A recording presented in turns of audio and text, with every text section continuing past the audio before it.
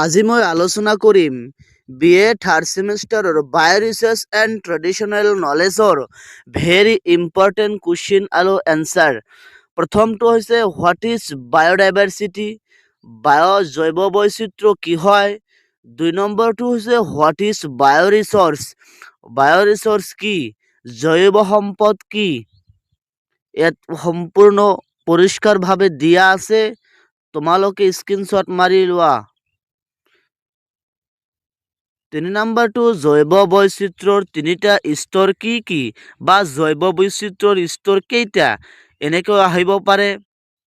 এইটো 5 মাৰ্কৰ কাৰণে ভেৰি ইম্পৰ্টেণ্ট হয়। মই ইয়াতে ইংলিছ আৰু এছামিজ দুয়োটা মিডিয়ামত দিছোঁ। প্ৰথমটো হৈছে জেনেটিক বৈচিত্ৰ্য, জিনগত বৈচিত্ৰ্যৰ কথা কৈছে।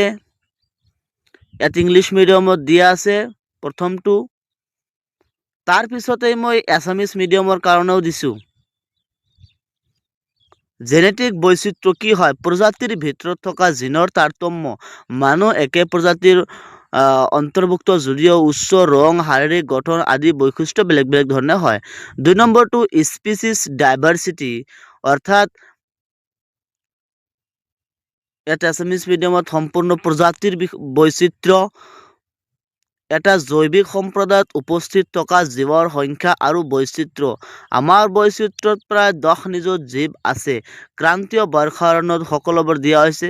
এইটো অলপ বহলাই দিয়া হৈছে, তো তোমালোকে শ্বৰ্টকৈ পঢ়িলেও হৈ যাব। এটা হৈছে 3 নম্বৰটো পৰিৱেশগত বৈচিত্ৰ্য। এইটো 3 নম্বৰ পৰিৱেশগত বৈচিত্ৰ্য। এতিয়া আহিল 4 নম্বৰটো write the difference between flagship and keystone. Flagship আৰু কিষ্টন প্ৰজাতিৰ মাজত পাৰ্থক্য লিখিবলৈ দিছে। ইংলিছ আৰু এছামিজ দুয়োটাতে আছে। প্ৰথমে তোমালোকে ইংলিছ মিডিয়ামটো চাই লোৱা। ফ্লাগশ্বিপ স্পিচ, কিষ্টন স্পিচ কি হয়। ফ্লেগশ্বিপ প্ৰজাতি এইবোৰ হৈছে এক নিৰ্দিষ্ট বাসস্থান বা অঞ্চলৰ সংৰক্ষণ প্ৰতিনিধিত্ব কৰিবলৈ আৰু প্ৰচাৰ কৰিবলৈ বাছনি কৰা প্ৰজাতি। ইয়াত সম্পূৰ্ণ দিয়া আছে ফ্লেগশ্বিপ কেনেকুৱা, কিষ্টন প্ৰজাতি কেনেকুৱা। 2 মাৰ্কৰ কাৰণে ভেৰি ইম্পৰ্টেণ্ট হয় এইটো।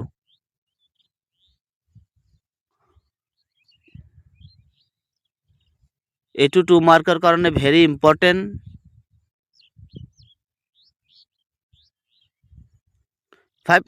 5 নম্বৰটো হৈছে জৈৱ বৈচিত্ৰ্যৰ সংৰক্ষণত ITKৰ মুখ্য প্ৰত্যাহ্বানবোৰ লিখা। 2 মাৰ্ক আধুনিকীকৰণ আৰু নতুন প্ৰজন্মৰ বাবে। 6 নম্বৰটো হৈছে মৌমাখি কিয় সামাজিক কীট বুলি কোৱা হয়। 2 নম্বৰ আমাৰ মৌমাখি কিয় সামাজিক পতংগ বুলি কোৱা হয়। Their life together will be organized colonies. মৌমাখিক সামাজিক কীট কোৱা হয় কাৰণ সিহঁতে ৰাণী মাখি। তো ইয়াতে সম্পূৰ্ণ দিয়াই আছে। মুক্তা গঠনকাৰী মোলাস্কুটৰ 2টা উদাহৰণ দিয়া। মই আৰু কৈ নাযাওঁ, ভিডিঅ'খন ডাঙৰ হৈ যাব। অসমৰ কিছুমান স্থানীয় মাছৰ নাম তালিকাভুক্ত কৰা। এনেকৈ আহি যাব পাৰে আৰু আহিছিলেও এনেকুৱা কুৱেশ্যন। চেলা মাছ, পুঠি, ঘৰুৱা মাছ, কানি মাছ। নৃতাত্ত্বিক প্ৰাণীবিজ্ঞান কি? What is ইথন'জলজি? ডিছক্ৰাইব কৰিবলৈ কেতিয়াবা আহি যায়, য'ত মানুহৰ সমাজ জন্তুৰ মাজত এনে এটা সম্পূৰ্ণ। আলফা আৰু বিটা বৈচিত্ৰ্যৰ মাজত পাৰ্থক্য লিখে। 10 নম্বৰটো 2 মাৰ্কৰ কাৰণে এইটো আহে, বা কেতিয়া 5 মাৰ্কৰ কাৰণে দিব পাৰে। আলফা আৰু বিটা বৈচিত্ৰ্য কেনেকুৱা হয়। আৰু এটা বৈচিত্ৰ্য আছিল যাক কয় গামা বৈচিত্ৰ্য। মই ইয়াৰ কুৱেশ্যনটো দিয়া নাই, কিন্তু তোমালোকক মই ইয়াত এনচাৰটো দি আছোঁ যে গামা বৈচিত্ৰ্য কি হয়। আলফা ডাইভাৰ্চিটি, আমাৰ প্ৰধানকৈ ডাইভাৰ্চিটি 3টা, আলফা, বিটা আৰু গামা বৈচিত্ৰ্য।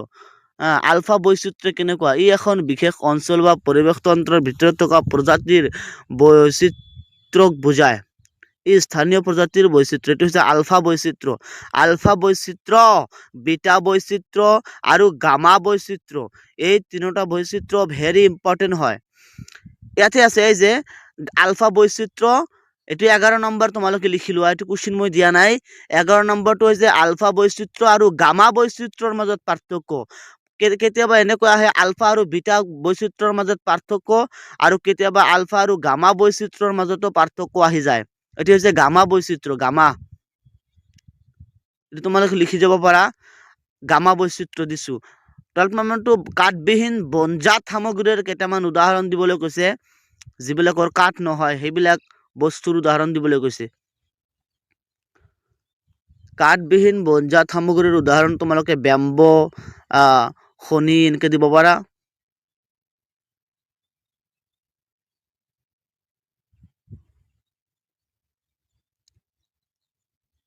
এই গামা বৈচিত্ৰ্য মই আকৌ এবাৰ দেখাই দিলোঁ। গামা বৈচিত্ৰ্যটো কাঠবিহীন বনজাত সামগ্ৰীৰ উদাহৰণ হৈছে বাঁহ, বেত, মধু, ঔষধি লাখ আৰু গছ। IUCN এইটো ভেৰি ইম্পৰ্টেণ্ট হয় দেই। IUCN 5 মাৰ্কৰ কাৰণে মই আৰু কৈ নাযাওঁ, ইয়াত সম্পূৰ্ণ দিয়া আছে ধুনীয়াকৈ। এছএমিছ মিডিয়ামৰ কাৰণেও দিয়া হৈছে এই যে IUCNৰ বিষয়ে, international union for conservation of nature. 30 number এক্সিড সংৰক্ষণৰ বিষয়ে, অৰ্থাৎ এক্সিড সংৰক্ষণৰ সুবিধা আৰু অসুবিধা, কিমান এডভান্টেজ আৰু কিমান ডিসএডভান্টেজ হয় এক্সিড সংৰক্ষণ। আৰু এক্সিড সংৰক্ষণ কি এইটো তোমালোকে চাই যাব পাৰা। আমাৰ সমাজত বৰা চাউলৰ গুৰুত্ব 5 মাৰ্ক। বৰা চাউল, এই আমি পিঠা যে খাওঁ অসমীয়াবোৰে, আমাৰ অসমীয়াৰ কাৰণে বৰা চাউল ভেৰি এটা ইম্পৰ্টেণ্ট সাংস্কৃতিক। আমাৰ সমাজত বৰা চাউলৰ গুৰুত্ব 5 মাৰ্কৰ কাৰণে এছএমিছ মিডিয়াম। সাংস্কৃতিক গুৰুত্ব, বৰা চাউল অসমীয়া সংস্কৃতি আৰু পৰম্পৰাগত বিশেষ স্থান দখল কৰি আহিছে। বিহু আৰু বিভিন্ন ধৰ্মীয় অনুষ্ঠানত ইয়াৰ ব্যাপক ব্যৱহাৰ কৰা হয়। পৰম্পৰাগত খাদ্য প্ৰস্তুতি বৰা চাউলৰ পৰা মিঠা, চিৰা, বিভিন্ন ধৰণৰ সামগ্ৰী তৈয়াৰ কৰা হয়। অসমৰ 8খন, শেষৰটো অসমৰ 8খন ৰাষ্ট্ৰীয় উদ্যানৰ নাম, ভেৰি ইম্পৰ্টেণ্ট এইটোও। তো আজি এইখিনিয়ে আছিল, যিহেতু এক্সাম সমাগত, তো যদি মই পাৰোঁ আৰু এটা ভিডিঅ' ৰাতিৰ ভিতৰত মই দিবলৈ চেষ্টা কৰিম। যিবিলাকৰ বায়'ৰিচাৰ্চ এণ্ড ট্ৰেডিশ্যনেল নলেজ আছে সিহঁতে এইবোৰ চাবা, আৰু তোমালোকেও নিজে অলপ পঢ়ি যাবা যাতে তোমালোকৰ এক্সাম ভাল হয়। কাৰণ এইবিলাক NEPৰ আণ্ডাৰত থকা ইমান বুকছ পোৱা নাযায়, তথাপিও বহুত ৰিচাৰ্চ কৰি কৰি লিখা হয়। তো তোমালোকে সকলোৱে এইখিনি চাই যাবা। আৰু আছে যিহেতু 4টা চেপ্টাৰ আছে,